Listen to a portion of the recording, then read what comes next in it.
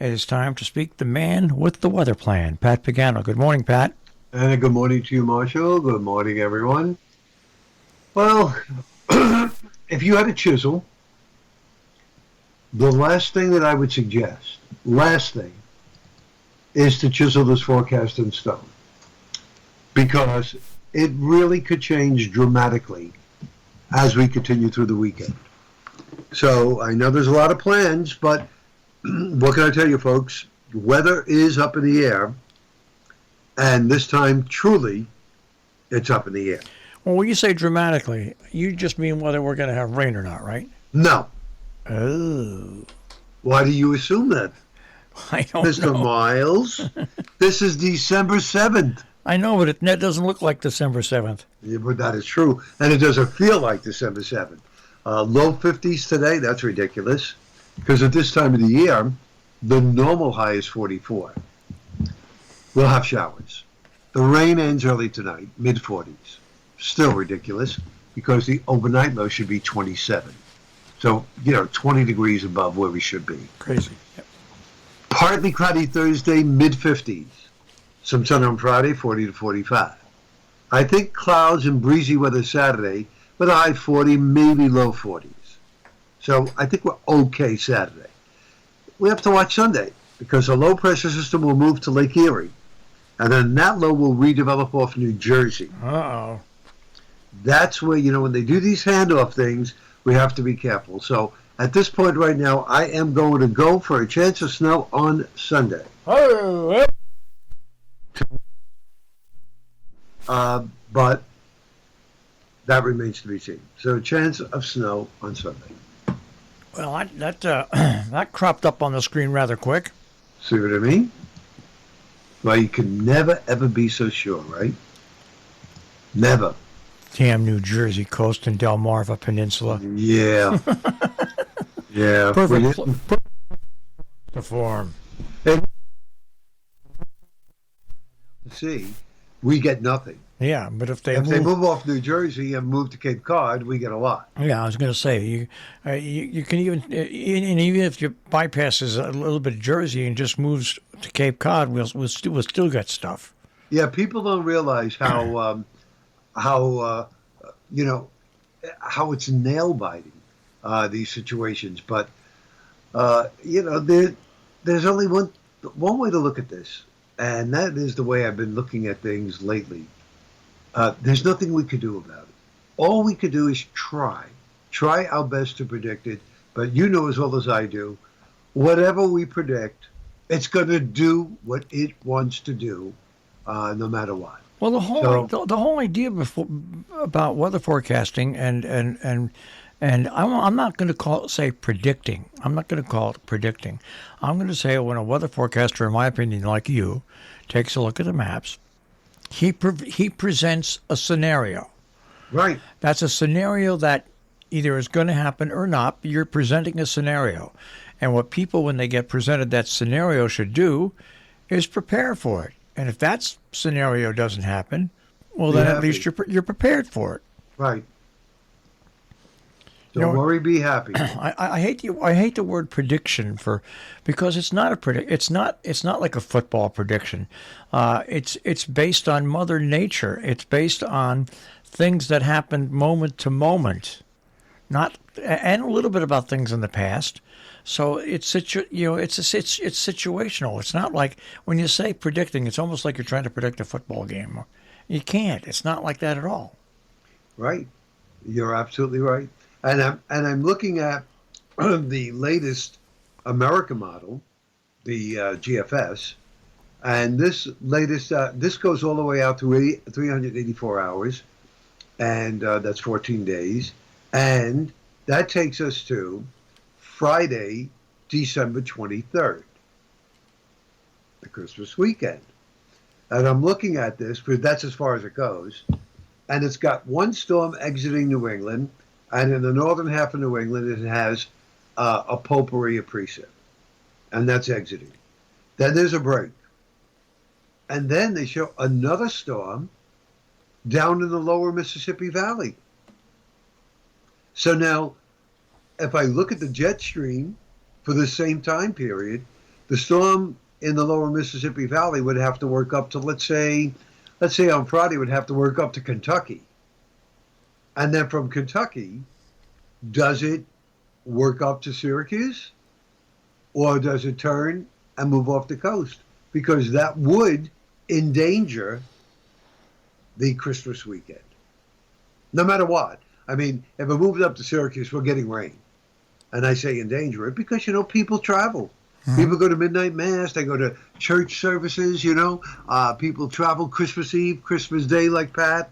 And if it goes off the mid-Atlantic coast, one or two things could happen. That could either mean colder weather for us with a smorgasbord of weather, or it could miss us totally. But that's 14 days out. I guarantee you. Now remember, they have a low in Arkansas. This is valid for Friday, December 23rd. Folks, just try to keep that in mind. A low in Arkansas. Because tomorrow at this time, we're going to look at the same time period, but 24 hours later with the maps. And I am willing to bet that this low is nowhere even close to where they put it today. Willing to bet. All right. So, it gets exciting when we start moving to Christmas. Everybody wants to know, going to have white Christmas? Going to have white Christmas? Well, white Christmases lately, as far as snow falling on Christmas Day, has been far and few between. Now, we could have snow on the ground, and I still consider that a white Christmas if we have snow on the ground. So do I. I mean, that's not as, what's the word? That's not as rare as having snow actually fall on Christmas Day. Now, whenever you mention midnight mass on Christmas, it brings a horrible thing to mind. When I was about 7 years old, we were visiting. Back in the days when families traveled in large and went to, like we might have one Christmas at our house and 50 people would show up. Another Christmas at like a cousin's house, 50 people would show up. So we were in Bayonne, New Jersey, and they took us to midnight mass. All right. Now, I'm a fat little kid who's tired and grumpy and hungry. And what they did with all the children, they made us stand in the back of the church because the church was full. And I'm tired. So I decide, I'm not going to stand. I'm going to sit on the floor. I'm going to lean back against the wall. Well, unfortunately for me, that wall was actually a radiator. There was a radiator cover. Oh, no. So I sit up against that. I lean up against that radiator cover. And you burn your back. No, worse than that. It's about a 25-foot long radiator cover that's just kind of hanging. Okay. It falls. 25 feet worth of radiator covering, which is just thin metal, falls on a wood floor while the pastor is speaking. You would have thought that the building was collapsing. Everybody, hundreds of people turned around and looked back and saw this fat little kid sprawl out on the floor. Did you get hurt? No, but I was embarrassed and I got spanked. Yeah. Back in those days, parents could do that, right? I got spanked. Well, but it's so midnight services. Every time someone brings up midnight service, that night comes up to me. Yeah, I used to love going to midnight mass when I lived. When I lived in Brooklyn, I always remember going to midnight mass and coming home, and my mom and my aunt would be at the kitchen table, and they would be having anisette and cookies. Remember anisette? Oh, yeah. Right? That's what they'd be having. And, she would say, okay, you guys have to go to bed because Santa's coming. So, me and my sister would go to sleep. And they wake us up at about 5, 6 in the morning. And, of course, Santa was there with all the toys and everything like that. But those were great, great memories. And then as I moved to Long Island, there was no longer midnight mass because of safety reasons. So the mass was like, I think they had the mass, I'm trying to remember, the mass was like about 8 o'clock. So I used to go, sometimes my sister would come with me, and then we would eat when we got back from church. Now, midnight mass here is at 10:30 at night. That's their vigil, so it's a little bit better, but it's still not midnight mass. But I guess more and more people are saying, midnight. I'm tired. I want to go to sleep by then. Back in the olden days, people felt that it's Christmas, it's midnight mass, you have to go, and it was a lot of fun. It was a lot of fun back then, but we all get older and things progress, don't we, Marshall? But my memories of midnight mass will We'll never never progress. forget. Yeah, It just stays there. It's like the first time I tried skiing with my father, and somebody always mentions the first time they ski. I have a horrible story about that too. did you ever go to midnight mass after that? Only as an adult, Oh, okay. and only to film it or cover it for a broadcast media. And it was beautiful. Don't get me wrong. Beautiful midnight masses on Christmas. It's amazing. Yeah. It's amazing. It was beautiful. It was beautiful as an adult. The music is inspiring. Everybody's in a good mood. Yeah. But as a kid, it wasn't so inspiring. Yeah. So yes, I've not prohibited midnight mass like.